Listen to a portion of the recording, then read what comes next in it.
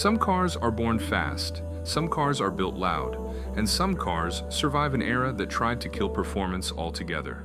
The 1979 Chevrolet Corvette C3 is that car. Welcome to Motor Axis, where we dive into the machines that refuse to fade away. By the late 70s, America's horsepower war had cooled to a whisper. Emissions regulations were tightening, fuel prices were climbing, and the fire-breathing big blocks of the late 60s were long gone. On paper, performance was dying. Yet in 1979, the Corvette hit its highest production numbers of the entire C3 generation, over 53,000 units sold.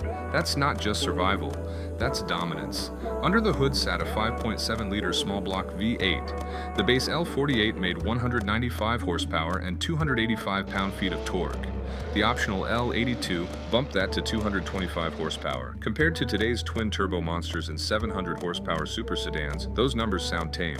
But context is everything. This was the smog era. Compression ratios were down, catalytic converters were strangling airflow, insurance companies were punishing big horsepower.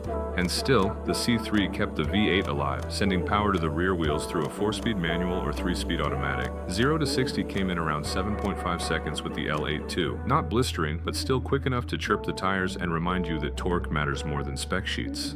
And then there's the design. Long hood, short deck, muscular fender flares, removable T-top panels.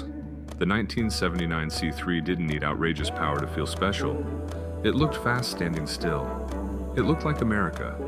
Inside, it leaned into grand touring comfort, deep-set gauges, a cockpit-style dash wrapping around the driver, plush materials replacing the raw, stripped-down aggression of earlier models. This wasn't just a street brawler anymore. It was evolving. But here's where the 1979 Corvette gets seriously interesting. The small-block Chevy platform is one of the most tunable engines in automotive history. Cam upgrades, aluminum heads, high-rise intakes, long-tube headers, modern EFI swaps. Suddenly that 195 horsepower base car turns into a completely different animal. Drop in a stroker kit and you're pushing serious torque. Add forced induction and you've got supercharged V8 madness and a lightweight fiberglass body. The late C3 became the perfect rest-to-mod foundation, classic lines with modern muscle underneath. And because it isn't a 6-figure chrome bumper collectible, owners actually build them. They modify them. They drive them hard.